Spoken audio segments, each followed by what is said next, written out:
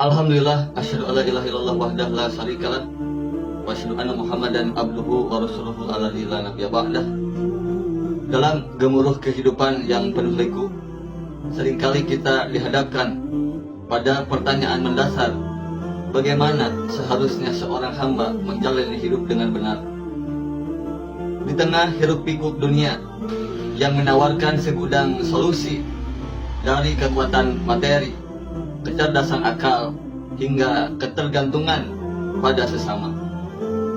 Kemudian Al-Quran memberikan jawaban yang singkat namun dahsyat, termaktub dalam surat Al-Fatihah, yaitu Iyyaka na'budu wa iyyaka nasta'in. Hanya kepadamu kami menyembah dan hanya kepadamu kami memohon pertolongan. Ayat ini bagai mercusuar yang menerangi jalan seorang muslim.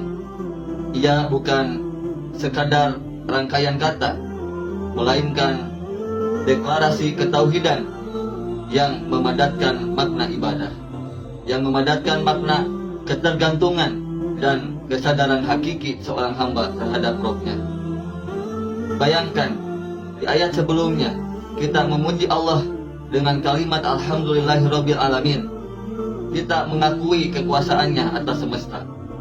Lalu tiba-tiba susunan kata berubah secara dramatis, dari narasi umum menjadi dialog personal yang sangat intim, yaitu Iyyaka, hanya kepadamu. Seolah-olah Allah mengajak kita untuk berhenti sejenak, kemudian bertanya, kata Allah, setelah kau tahu aku penguasa alam, maukah kau berkomitmen hanya kepadaku? Inilah poros hidup seorang mukmin, mengarahkan seluruh ibadah, mengarahkan seluruh harapan dan permintaan pertolongan hanya kepada Allah. Tidak ada syirik yang terselip, tidak ada ketergantungan yang keliru. Tapi bagaimana kita mengaplikasikannya? Pertama, misal saat kita gundah gulana, apakah langkah pertama kita curhat medsos atau kita sholat tahajud? Ketika usaha mentok, apakah kita lebih sering mengandalkan koneksi manusia ataukah istighfar? Bahkan dalam hal sederhana, apakah kita yakin rezeki di tangan Allah atau justru bergantung pada angka di rekening? Ayat ini mengajak kita evaluasi diri. Sudahkah kita mengamalkan Iyyaka, hanya kepadamu? Yaitu kalimat ini benar-benar terwujud dalam hidup, atau jangan-jangan masih ada Tuhan-Tuhan kecil yang kita sembah seperti harta, jabatan, atau pandangan orang. Mari kita gali lebih dalam makna ayat ini, yaitu bukan sekadar untuk ditadaburi, tapi untuk dijadikan kompas hidup, sebuah prinsip yang mengubah cara kita berpikir, bersikap, dan memandang setiap ujian. Karena inilah inti dari Islam, yaitu penyerahan total kepada Allah, yaitu disertai juga dengan keyakinan bahwa pertolongannya pasti datang di waktu yang tepat. Selamat menyelami samudra makna Iyyaka na'budu wa iyyaka nasta'in. Semoga Allah membukakan pintu hidayah bagi kita semua. Kemudian kita ulas secara singkat tafsirnya. Yang pertama, seperti biasa dari Imam At-Tabari, kalimatu Iyyaka, kata beliau, kata Iyyaka tupidul hasra wal qasar, mengandung makna pembantasan dan penghususan.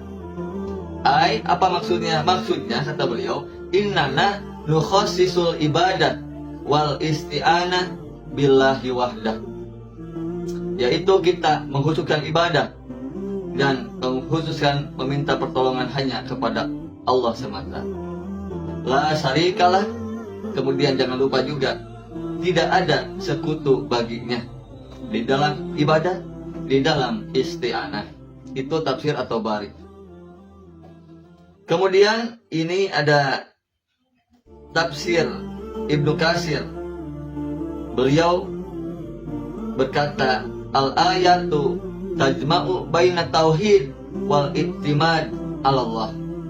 Ayat ini menggabungkan antara tauhid dan ketergantungan kepada Allah.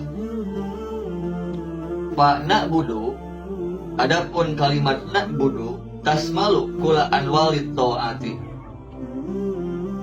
mencakup segala jenis ketaatan. Wa nasta'inu tadumu at-tawakkula fi jami'il umuri, sedangkan kalimat nasta'in mencakup tawakal dalam segala urusan.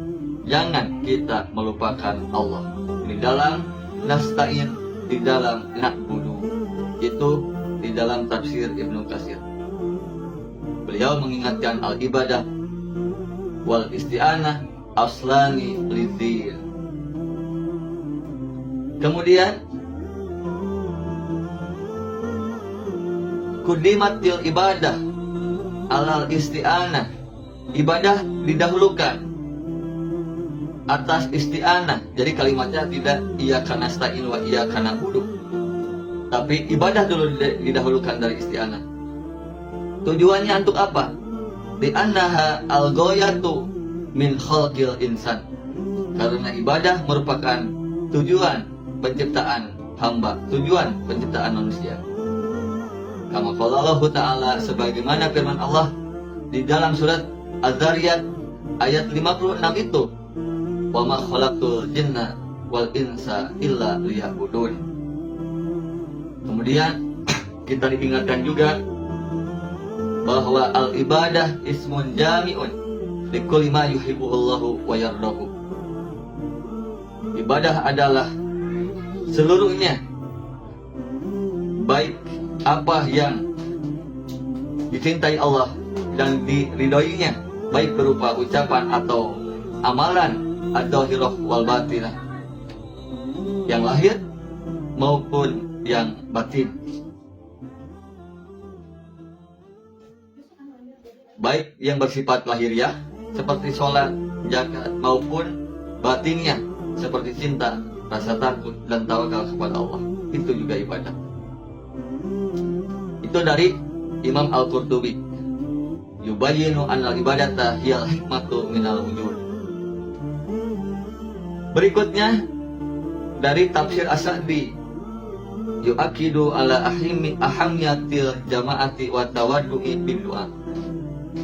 Kata beliau, istumila domirul jam'i na lidalalati ala anna ibadah wal isti'anah yajibu an takuna fi jama'atil muslimin.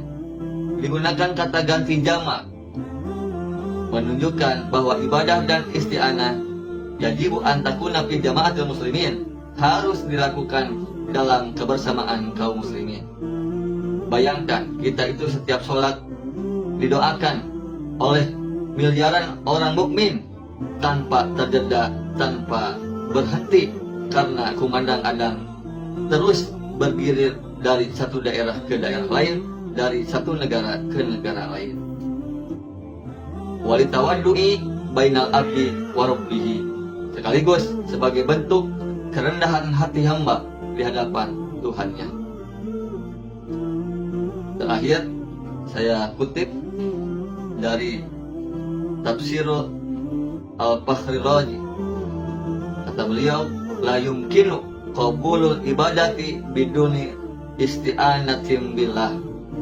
Ibadah tidak mungkin diterima tanpa meminta pertolongan kepada Allah. Bal isti'anatu sababun litahqiqil ibadati sahihati, karena isti'anah adalah sarana untuk mewujudkan ibadah yang benar. Itu kata beliau. Hadihil ayatu tumasilu asladin wa qalbal Qur'an. Nah, ini yang menarik. Ayat ini merupakan pokok agama dan inti Al-Quran. Jadi kalau kita ditanya, dia harus merangkum apa sih inti Al-Quran itu? Inti Al-Quran adalah iyyaka na'budu wa iyyaka nasta'in. Luar biasa. Paman akhoda biha faqad akhoda bil umratil wusqa. Barang siapa mengamalkannya, faqad akhoda bil urwatil wusqa, sungguh ia telah memegang tali yang paling kuat. Semoga penjelasan ini bermanfaat dan kita mudah memahaminya. Jika ingin penjelasan lebih mendalam dari kitab tertentu, tentu bisa ditambahkan sesuai kebutuhan. Maka setelah merenungi kedalaman kalimat dari ayat Iyyaka na'budu wa iyyaka nasta'in, kita diingatkan iman bukan hanya pengetahuan, tapi iman adalah komitmen. Bukan sekadar diucapkan, tapi dihidupkan dalam setiap detik keberadaan kita. Ayat ini adalah cermin memantulkan kesetiaan kita kepada Allah. Ia juga sebagai ujian seberapa sering kita mengabaikannya lalu lari pada yang lain. Dan yang terpenting, ia adalah solusi, karena dengan memegang prinsip Iyyaka, prinsip hanya kepadamu, hidup menjadi lebih tenang, lebih terarah dan penuh makna. Pertanyaannya sekarang, apa satu langkah konkret yang bisa kita ambil pada hari ini untuk mewujudkan ayat ini? Pertama, mungkin dengan memulai hari lewat doa, bukan hanya cek notifikasi HP kita. Kedua, atau mengembalikan kecemasan kita kepada Allah, bukan kita terlalu overthinking. Kemudian bisa juga dengan lebih ikhlas dalam beramal, tanpa mengharap pujian orang. Ingatlah Iyyaka, hanya kepadamu itu pilihan. Dan pilihan itu sekalipun berat akan membawa kita pada kemuliaan, menjadi hamba yang tidak mudah tergoyahkan, karena sandarannya adalah Zat yang Maha Rahman. Semoga Allah jadikan kita bagian dari orang-orang yang konsisten di dalam ibadah, di dalam tawakal, dalam permintaan tolong kepada Allah. Amin ya rabbal alamin. Aku qouli hadza wa astaghfirullah li wa lakum.